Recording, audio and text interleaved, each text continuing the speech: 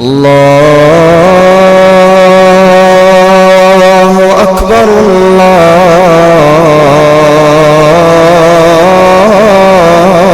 الله أكبر.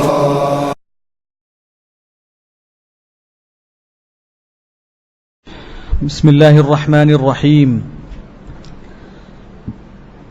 الحمد لله رب العالمين، والصلاة والسلام على خير خلق الله أجمعين وعلى آله وصحابته أجمعين ومن تبعهم بإحسان إلى يوم الدين. أما بعد،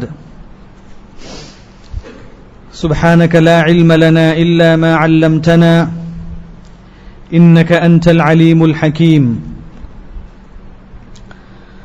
اللهم علمنا ما ينفعنا وانفعنا بما علمتنا وزدنا علما يا رب العالمين. اللهم اجعل ما علمتنا حجة لنا لا حجة علينا، آمين. محترم حاضرین،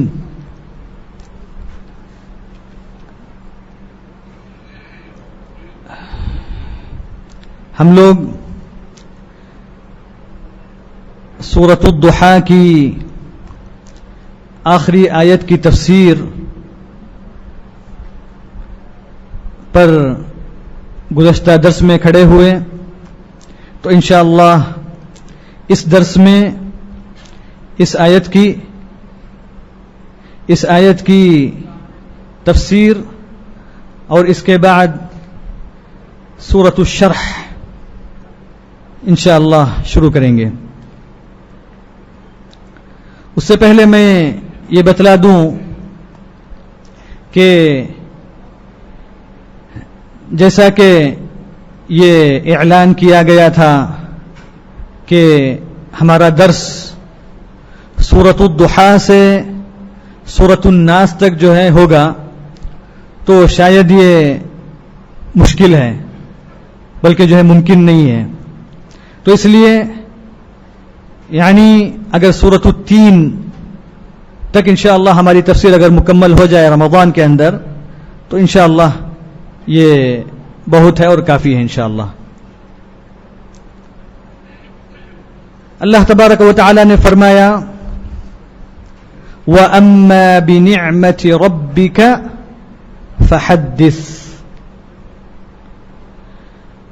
اس سورت کے شروع میں اللہ تبارک و تعالی نے اللہ کے رسول صلی اللہ علیہ وسلم پر جو انعامات کیے، اللہ تبارک و تعالی کے جو افضال یعنی جو فضل اور اکرامات اور جو انعامات اللہ تبارک و تعالی نے اللہ کے رسول صلی اللہ علیہ وسلم پر کیے، اس کے بعد اللہ تبارک و تعالی نے اس سورت کو ختم کیا اس آیت سے، کہا وَأَمَّا بِنِعْمَةِ رَبِّكَ فَحَدِّثْ.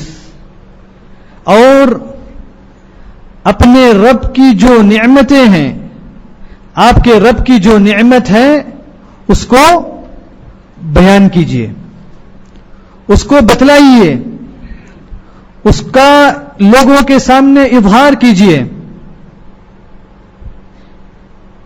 جو بھی نعمتیں اللہ تبارک و تعالی نے اللہ کے رسول صلی اللہ علیہ وسلم پر کی ہیں، اللہ تبارک و تعالی نے ان نعمتوں کے اظہار کا یہاں حکم دیا ہے.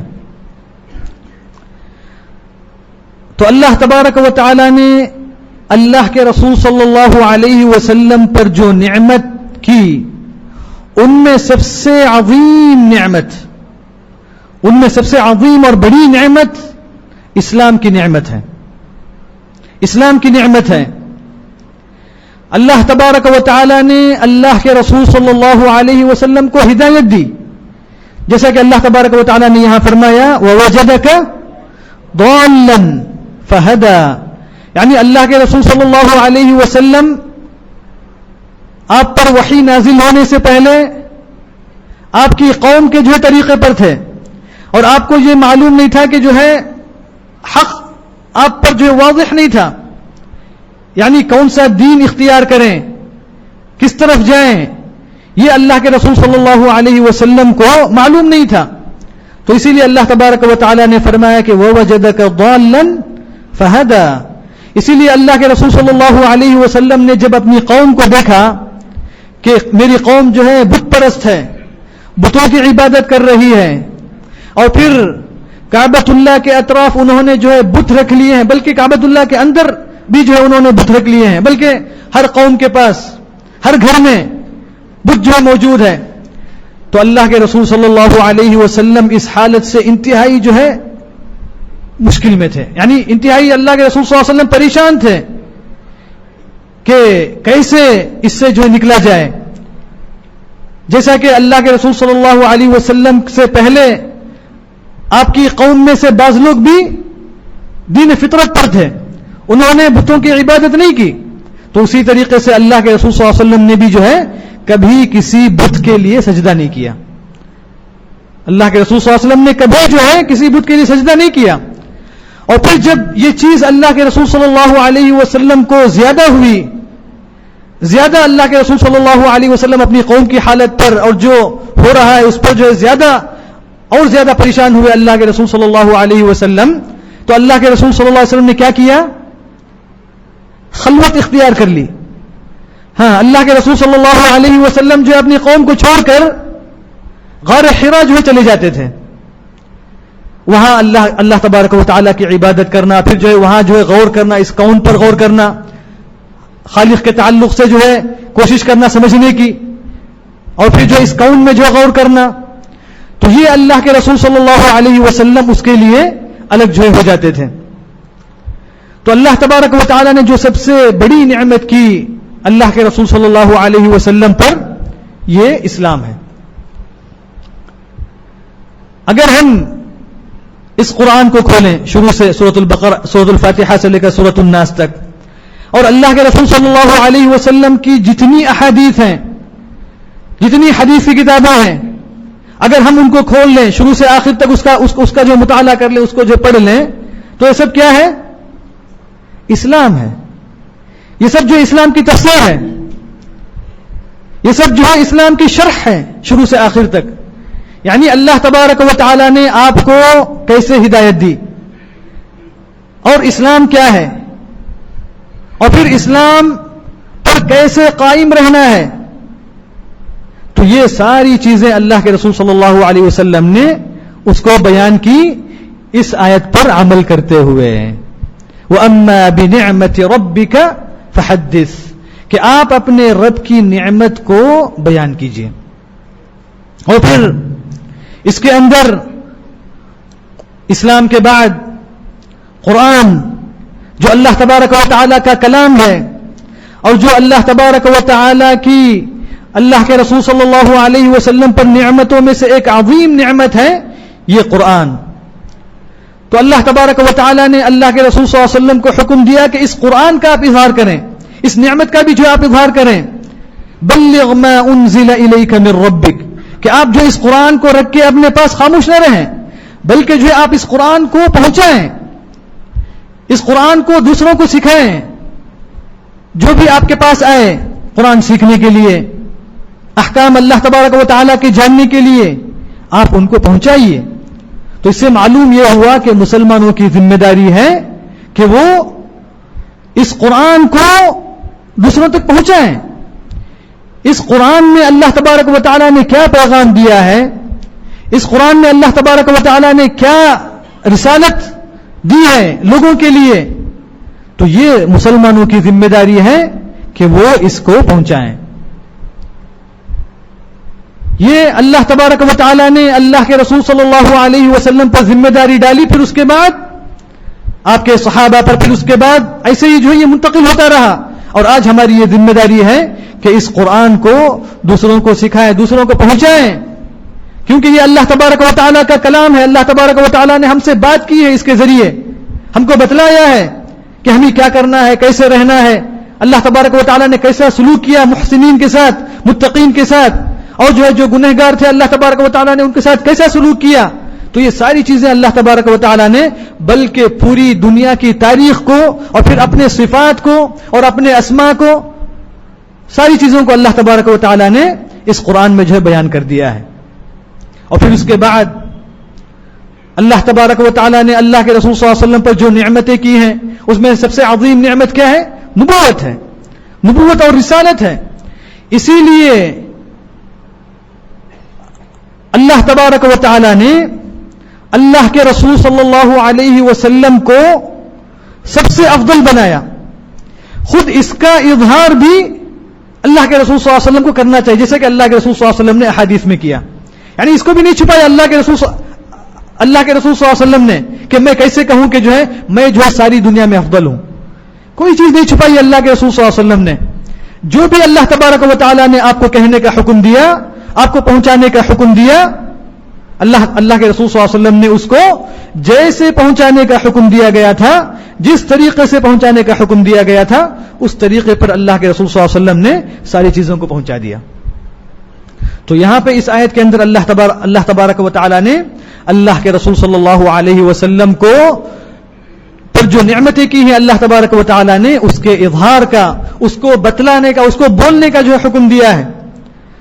تو اس سے معلوم یہ ہوا کہ اگر کسی انسان پر کوئی نعمت آئے، اللہ تبارک و تعالیٰ کوئی انعام کرے، اللہ تبارک و تعالیٰ اس پر اپنی کسی نعمت کو نازل فرمائے، تو اس کو بولنے میں کوئی حرج نہیں ہے.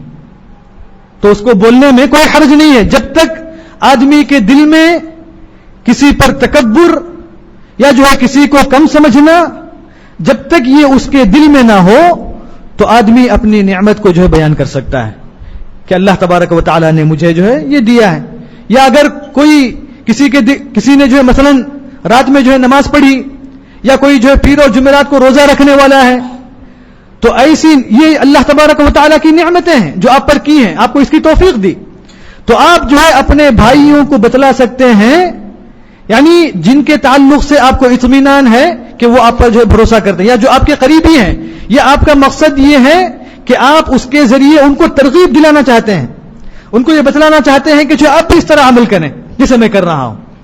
تو اس میں کوئی حرج نہیں ہے، کیونکہ اس میں یہ جو ہے سلف کا بھی جو ہے عمل رہا ہے کہ وہ اپنے بھائیوں کو بعض ایسے کام جو وہ خلوت میں کیا کرتے تھے، یعنی ان کے نیک اعمال کا وہ جو ہے اظہار کیا کرتے تھے. تو اس لیے ہم کو بھی چاہیے کہ ہم اپنے بھائیوں کو، اپنے جو قریبی ہیں یا جن پر ہم کو بھروسہ ہے، ان پر ہم ان باتوں کا اظہار کر سکتے ہیں. اور پھر اسی طرح اس آیت سے معلوم یہ ہوا کہ جب اللہ تبارک و تعالی کی آپ پر نعمت ہو، اللہ تبارک و تعالی آپ پر جو ہے رزق کے دروازے اگر کھولے، اگر اللہ تبارک و تعالی آپ پر جو ہے کشادگی کرے، تو آپ کو چاہیے کہ جو ہے ان نعمتوں کا آپ اظہار کریں، نعمتوں کو نہ چھپائیں. اللہ تبارک و تعالی نے اگر آپ پر انعام کیا ہے، آپ پر آپ کو جو نعمتیں دی ہیں، تو اس کو چھپانا نہیں چاہیے، بلکہ اس کا اظہار کرنا چاہیے. کیونکہ اللہ تبارک و تعالی چاہتا ہے کہ اس نعمت کے اثر کو آپ پر دیکھے. یعنی سمجھیے کوئی آدمی جو ہے فقیر تھا، کوئی آدمی جو ہے مسکین تھا، اس کے پاس جو کچھ بھی نہیں تھا، مگر اللہ تبارک و تعالی نے اس پر جو رزق کے راستے کھولے. مثلا جو ہے اچھی طرح جو اس کی آمدنی آنا شروع ہو گئی، یا اسی طرح جو اس کے بچے ماشاءاللہ اچھے ہو گئے، کمانا انہوں نے جو شروع کر دیا.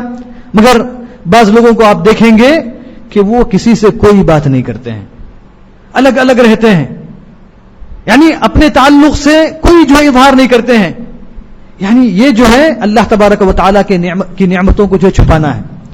تو آپ کو چاہیے کہ جو ہے آپ ان نعمتوں کا اظہار کریں، یعنی خود آپ پر اس کا اثر جو ہے ظاہر ہو. ایسا نہیں کہ جو مثلا جو ہے آپ بالکل یعنی اونچائی جو اختیار کر لیں، سب سے جو اونچے ہو جائیں، یہ مطلب نہیں ہے، بلکہ مطلب یہ ہے کہ اس کا اثر جو ہے آپ پر ظاہر ہو.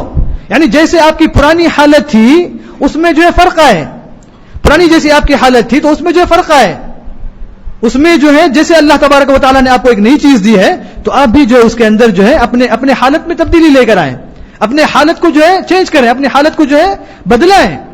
تو اللہ تبارک و تعالیٰ جو ہے یہ پسند کرتا ہے.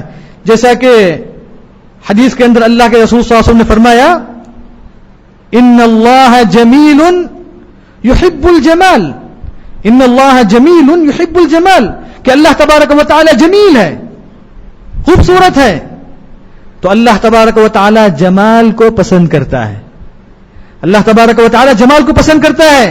یعنی آدمی جو ہے ایسا نہ رہے کہ جو اپنا خیال نہ کرے، اپنے کپڑوں کا خیال نہ کرے، اپنے کپڑوں کا خیال نہ کرے، اپنے جو دوسری چیزوں کا جو خیال نہ کرے، بلکہ جو ایسے رہے جیسے جو کچھ بھی اس کے پاس جو نہیں ہے. نہیں، ایسا نہیں، بلکہ اگر اللہ تبارک و تعالی نے آپ پر نعمت کی ہے تو ان کا اظہار کرنا چاہیے. اور پھر اس کے بعد اللہ کے رسول صلی اللہ علیہ وسلم نے فرمایا وَيُحِبُّ أَن يَرَى أَثَرَ النِّعْمَةِ عَلَى عَبْدِهِ، اور اللہ تبارک و تعالی یہ پسند کرتے ہیں کہ نعمت کے اثر کو اپنے بندے کے اوپر دیکھیں. اللہ تبارک و تعالی دیکھنا چاہتے ہیں اس اثر کو کہ آپ جو اس کا اظہار کرتے ہیں یا نہیں کرتے ہیں. اسی لیے اللہ کے رسول صلی اللہ علیہ وسلم کی سیرت کو اگر ہم دیکھیں گے تو اللہ کے رسول صلی اللہ علیہ وسلم نے اللہ تبارک و تعالی کو جس کا حکم دیا، اللہ کے رسول صلی اللہ علیہ وسلم نے یعنی پورے طور پر جو اس کا جو اظہار کیا. جیسے اللہ تبارک و تعالی نے حکم دیا اسی پر اللہ کے رسول صلی اللہ علیہ وسلم نے برابر عمل کیا.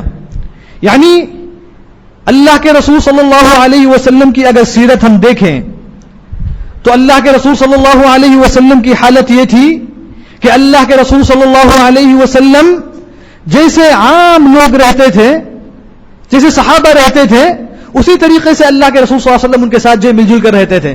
یعنی بعض احادیث میں یہ ہے اگر کوئی باہر سے آدمی آنے والا آتا تو اس کو یہ فرق کرنا مشکل ہو جاتا کہ کون اللہ کے رسول صلی اللہ علیہ وسلم اس کے اندر ہے. اگرچہ کہ رسول اللہ صلی اللہ علیہ وسلم کی دوسری علامتیں تھیں، مگر اللہ کے رسول صلی اللہ علیہ وسلم اتنا جو ہے صحابہ کے ساتھ گھل مل کر رہتے کہ باہر سے ایک آنے والے آدمی کو جو ہے پہچاننا جو ہے مشکل ہو جاتا. تو اس کے ساتھ ساتھ اللہ کے رسول صلی اللہ علیہ وسلم کو جب نعمت ملتی تو اللہ کے رسول صلی اللہ علیہ وسلم اس کو قبول کرتے، اس کا انکار نہیں کرتے، اس کو قبول کرتے اور اس کو استعمال کرتے. اس کے برخلاف آج آپ کئی لوگوں کو دیکھیں گے کہ اگر کوئی چیز، کوئی نعمت ان کے پاس آتی ہے یا جو ہے ایسی چیزوں کا انکار کرتے ہیں جس کا جو انکار نہیں کرنا چاہیے، جس کو جو ہے قبول کرنا چاہیے، جبکہ وہ اللہ تبارک و تعالیٰ کی نعمت ہے، اس کو جو ہے قبول کرنا چاہیے.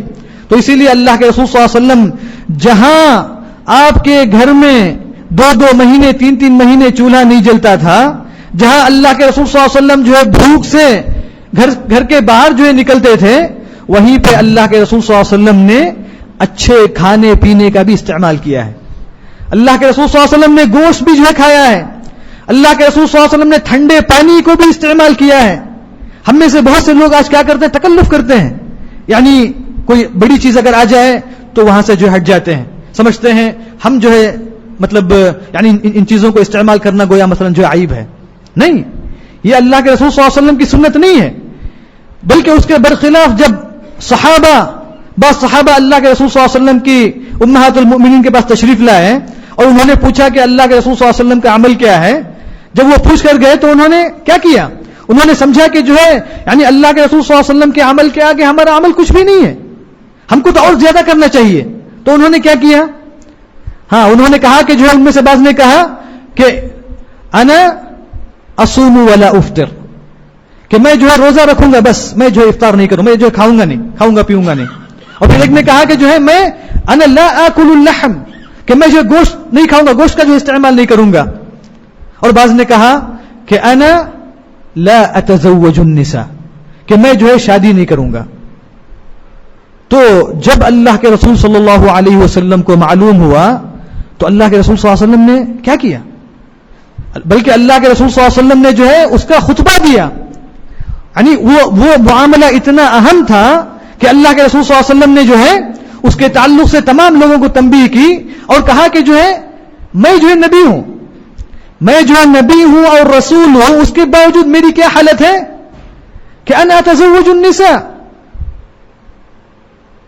اصلی اللیل وانام، کہ میں رات میں جو ہے نماز پڑھتا بھی ہوں اور میں آرام بھی کرتا ہوں، اور میں جو ہے شادی بھی کی میں نے، اور میں جو ہے گوشت کا بھی استعمال کرتا ہوں، اور میں روزے بھی رکھتا ہوں اور افطار بھی کرتا ہوں.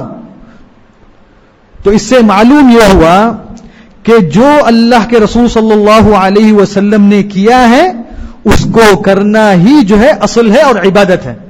یعنی اگر کسی کام کو اللہ کے رسول صلی اللہ علیہ وسلم نے کیا ہے اور آپ اس سے جو ہے دور رہنا چاہتے ہیں تو یہ جو ہے افضل نہیں ہے بلکہ سنت کی مخالفت ہے. جیسا کہ اللہ کے رسول صلی اللہ علیہ وسلم نے آخر میں کہا, کیا کہا؟ فمن رغب عن سنتی فلیس منی. تو جو میری سنت سے اعراض کرے تو وہ جو ہے مجھ میں سے نہیں ہے, یعنی میری سنت پر جو قائم نہیں ہے وہ.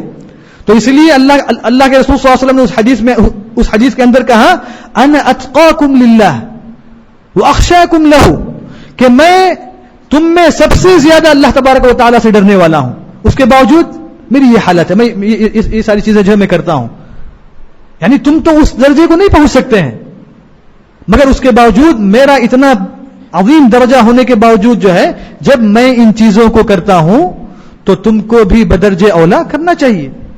تو یعنی اس تنبیہ کا مقصد یہ ہے کہ بعض لوگ جو ہے جو حلال چیزیں ہیں یا جو مباح ہیں اس کو استعمال کرنے سے تھوڑا دور رہتے ہیں, تو اس کو استعمال کرنے میں جو کوئی حرج نہیں ہے, بلکہ جن چیزوں کو اللہ کے رسول صلی اللہ علیہ وسلم نے استعمال کیا ہے تو اس کو استعمال کرنے میں کوئی حرج نہیں, بلکہ افضل وہی ہے. تو ہم نے کہا کہ اللہ تبارک و تعالیٰ کی نعمتوں کا اظہار کرنا چاہیے. یہ اللہ کے رسول صلی اللہ علیہ وسلم کا طریقہ ہے اور یہ اللہ کے رسول صلی اللہ علیہ وسلم کی سنت ہے. اسی لیے صحابہ کرام شروع میں ہم کو معلوم ہے کہ ان کے پاس جو ہے کتنی تنگی تھی جب اسلام شروع ہوا اور مدینے کی ابتدائی زندگی تھی, تو کتنی تکلیف میں تھے صحابہ, کتنی پریشانی میں تھے, کتنی مشکلات تھے ان کو. یعنی انہوں نے خندق کس حالت میں کھودی, مگر جب اللہ تبارک و تعالیٰ نے ان پر فتوحات نازل کی, جب انہوں نے فتح کیا بستیوں کو اور اللہ تبارک و تعالیٰ نے ان پر جو رزق کو کھولا, تو صحابہ کرام جو ہے اس سے دور نہیں بھاگے, اس سے انہوں نے جو کنارہ کشی اختیار نہیں کی, بلکہ انہوں نے ان تمام چیزوں کو استعمال کیا, ایسے استعمال کیا جیسے اللہ تبارک و تعالیٰ نے حکم دیا ہے. اس کے ساتھ ساتھ انہوں نے جو ہے آخرت کو نہیں بھولا, دنیا ہی میں وہ نہیں لگ گئے, بلکہ ان تمام چیزوں کے استعمال کرنے کے باوجود اپنے نفس پر جو ہے وہ ڈرتے تھے, ڈرا کرتے تھے کہ جو ہے کہیں ایسا نہ ہو کہ یہ نعمتیں ہمیں دنیا میں جلدی دے دی گئی ہیں, ایسا نہ ہو کہ یہ نعمتیں اللہ تبارک و تعالیٰ نے ہمیں دنیا میں جلدی جو ہے دے دیا آخرت سے پہلے. تو یہ اس سے وہ لوگ جو ہے ڈرتے تھے, مگر انہوں نے جو ہے ان تمام چیزوں کو استعمال کیا. تو ہمارا بھی طریقہ جو ہے یہ ہونا چاہیے. تو اسی طرح نعمتوں کا اظہار کرنا چاہیے, نعمتوں کو چھپانا نہیں چاہیے, نعمتوں کو چھپانا نہیں چاہیے. تو ہم کو معلوم ہے سیرت کے اندر ابراہیم علیہ الصلاۃ والسلام جب مکہ میں ہاجر علیہ الصلاۃ والسلام اور اسماعیل کو چھوڑ کے گئے اور پھر اسماعیل جو ہے بڑے ہو گئے اور انہوں نے شادی کی, تو ابراہیم علیہ الصلاۃ والسلام جو ہے ان کے پاس آئے. وہ گھر میں نہیں تھے, شکار کے لیے گئے تھے. تو گھر میں جو ہے عورت تھی, ان کی جو ہے بیوی تھی. تو ابراہیم جب آئے تو انہوں نے جو سلام کیا اور کہا کہ جو ہے آپ لوگوں کا کھانا کیا ہے. تو اس نے کہا کہ جو ہے میں بےحد جو ہے مشکل میں ہیں, ہم لوگ جو ہے پریشانی میں ہیں. اور کہا تمہارا جو ہے شراب کیا ہے, مطلب تم کیا کن چیزوں کیا یعنی تمہارا جو ہے پینا کیا ہے, تم جو ہے کیا پیتے ہو. تو اس نے کہا کہ جو ہم جو ہے بہت تنگی میں ہیں, بہت پریشانی میں ہیں.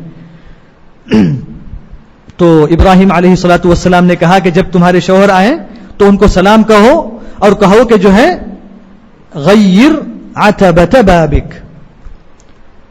تو ابراہیم جو ہے چلے گئے. اسماعیل علیہ الصلاۃ والسلام آئے اور انہوں نے جو ہے جب وہ گھر پہنچے تو دیکھا کہ جو ہے کسی کے آنے کی جو ہے آہٹ ہے انہوں نے محسوس کی. اور انہوں نے جب اپنی بیوی سے پوچھا کہ کوئی آیا تھا, ہاں, تو اس نے کہا جو ہے ہاں ایک شیخ آئے تھے, ایک بڑے آدمی آئے تھے, انہوں نے جو ہے مجھے یہ ساری چیزیں پوچھی, میں نے ان ساری چیزوں کا ذکر کیا. تو انہوں نے پوچھا کہ آخر میں انہوں نے کیا کہا. تو اس نے کہا کہ جو ہے انہوں نے کہا کہ جو ہے غیر عتبۃ بابک, کہ اپنے گھر کی جو ہے چوکھٹ کو جو ہے بدلا دیں. تو اسماعیل علیہ الصلاۃ والسلام نے جو ہے ان کو طلاق دے دیا. یعنی کیوں؟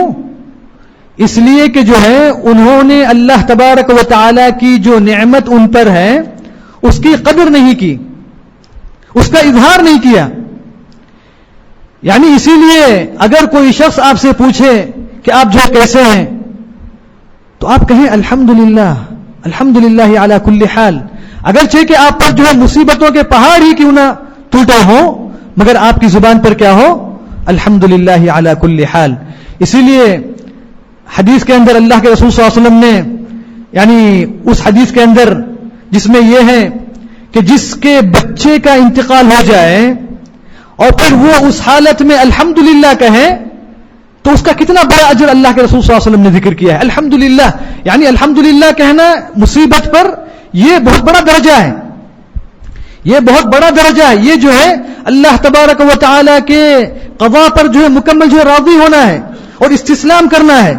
تو اس لیے ہم کو چاہیے، مسلمانوں کو چاہیے کہ ان کی زبان پر ہمیشہ جو ہے الحمدللہ کا لفظ ہو، الحمدللہ علی کل حال، کہ ہر حالت میں، یعنی اللہ تبارک و تعالی نے جو آپ کو نعمتیں دی ہیں یعنی وہ کہیں زیادہ ہیں، اس کے باوجود اللہ تبارک و تعالی نے جو آپ کو، یعنی آپ پر جو مشکلات آئی ہیں، آپ کو جو پریشانیاں آئی ہیں، وہ کچھ بھی نہیں ہے۔ تو اسی لیے ہم کو چاہیے کہ ہم ہر وقت جو ہے اللہ تبارک و تعالیٰ کا شکر ادا کریں اور اس کے احسانات کو یاد رکھیں، نہ کہ جو ہے پریشانیوں کو اور جو مصیبتوں کو یاد رکھیں۔ تو اللہ تبارک و تعالیٰ کی نعمتوں کا اظہار، اللہ تبارک و تعالیٰ کی نعمتوں کو بیان کرنا، یہ جو ہے ہمارے لیے ضروری ہے۔ اسی لیے اللہ کے رسول صلی اللہ علیہ وسلم نے ایک حدیث کے اندر فرمایا کہ من لا یشکر الناس لا یشکر اللہ۔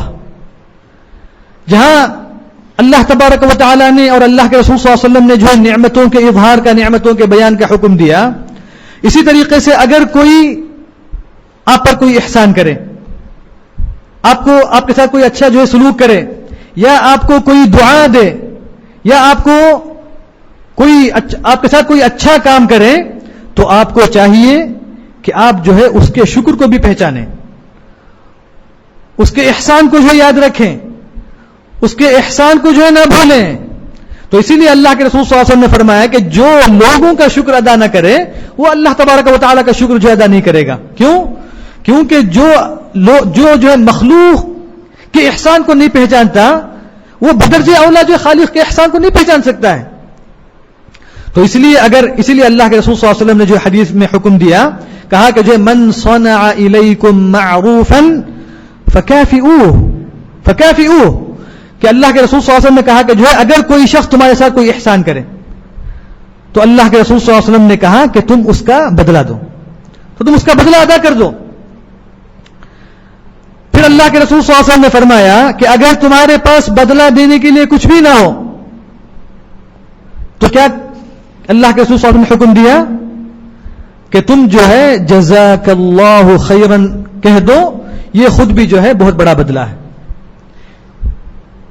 یعنی گزشتہ درس میں ہم نے کہا کہ جو ہے احسان کرنے والے کو شکر کی اور جو ہے کسی چیز کے واپس آنے کی امید نہیں کرنا چاہیے، مگر اسی کے ساتھ ساتھ اللہ کے رسول صلی اللہ علیہ وسلم نے جو ہے جس پر احسان کیا گیا، جس پر جو ہے نعمت آئی ہے، اس کو شکر کا حکم دیا۔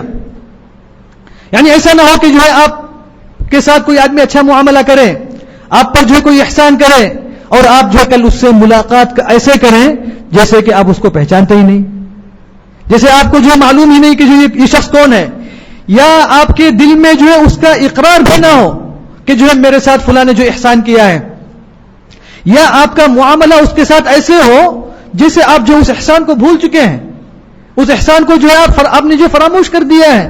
تو ایسا معاملہ جو آپ کا نہیں ہونا چاہیے، بلکہ یہ جو ہے دلیل ہے نعمت کے فراموشی کی اور نعمت کے بھلانے کی۔ تو یہ تمام چیزیں جو ہے اس آیت کے اندر اللہ تبارک و تعالی نے بیان کی ہیں۔